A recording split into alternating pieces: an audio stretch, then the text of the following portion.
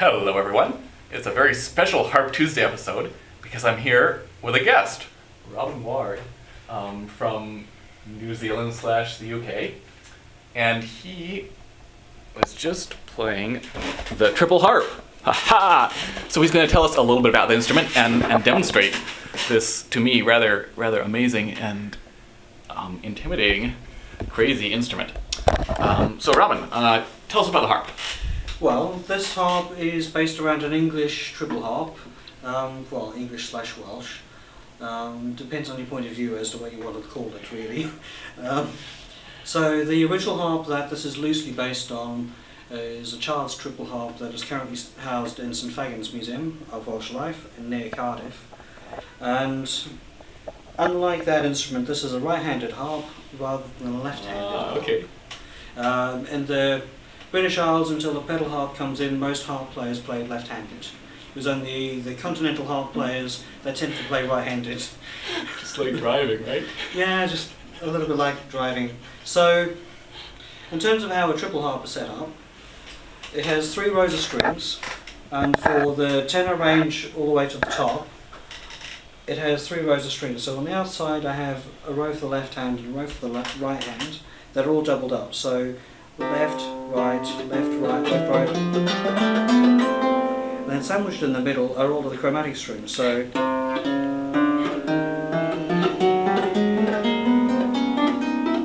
etc. And you'll notice that I actually have 7 chromatic strings in the middle rather than 5, because it means I can retune the harp into different keys. Wow. So for example, if I was playing the Handel Concerto, Yep. I just tune the harp in B flat, Right. and only reach for the Fs, E naturals, and whatever, So C sharps. at any point, 2 of those inside strings aren't getting used? Yeah, Is that that's. correct? Okay. Or if I decide to tune in an early temperament, what I can do is have both real A flats and real G sharps. Amazing. That's so cool. And so just let me try to get a close up here. Can you just play that chromatic scale again? Because that's of course So, something we wish we could do on the pedal harp.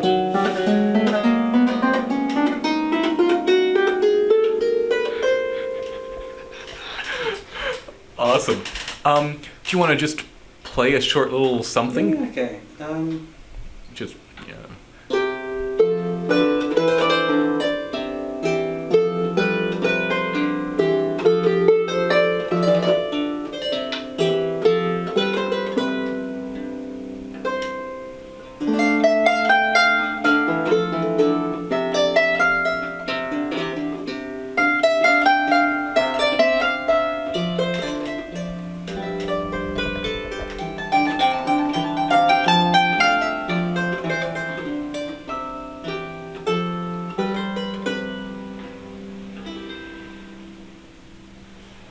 Awesome.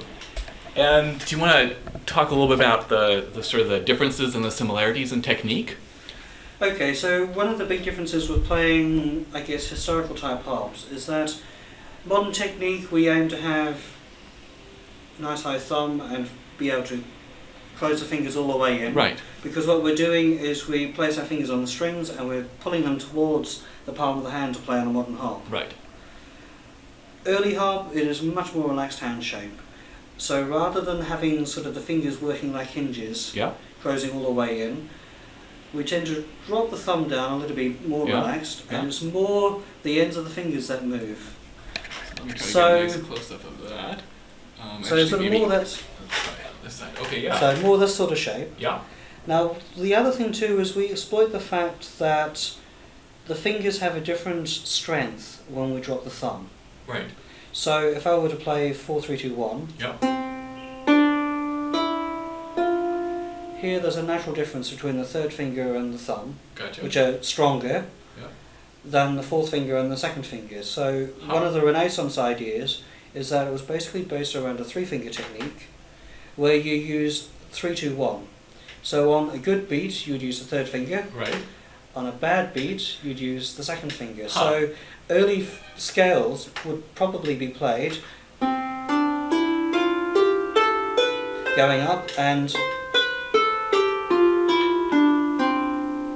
So much similar to like keyboard technique as well, right? And I guess in the left hand, because of the angle of the arm to the instrument, tend to play much more, I guess, in the bass range, 3-2, 3-2, in regards to going up or down. So, and then,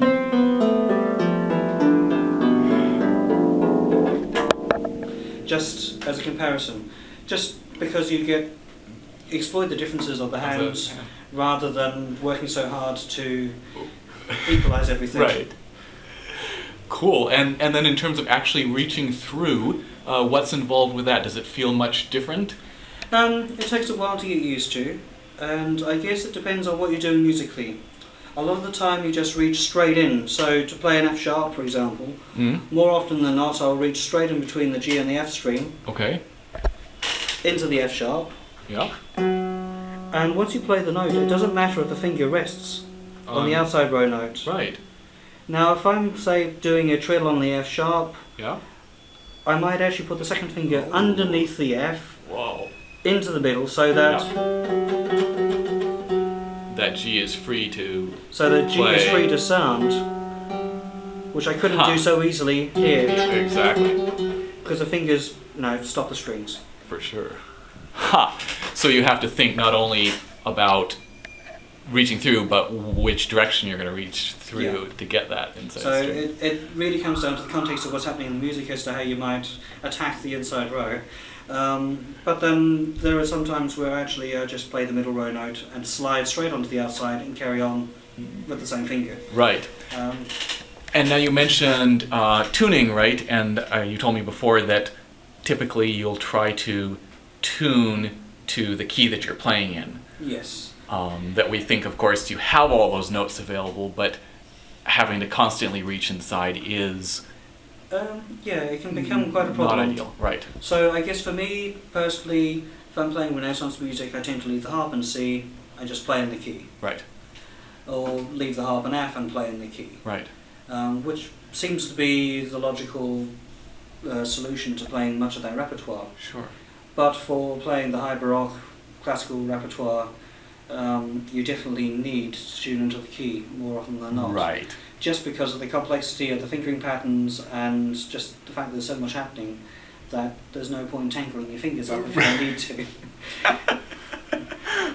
Awesome. And now this is your own harp that you built, because not only you play, you also build harps.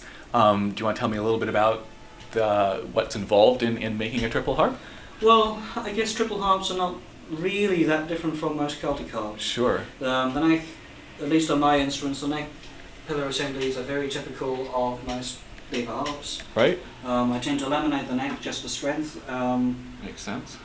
And again, pillar, so it's just a dry joint neck pillar to the body.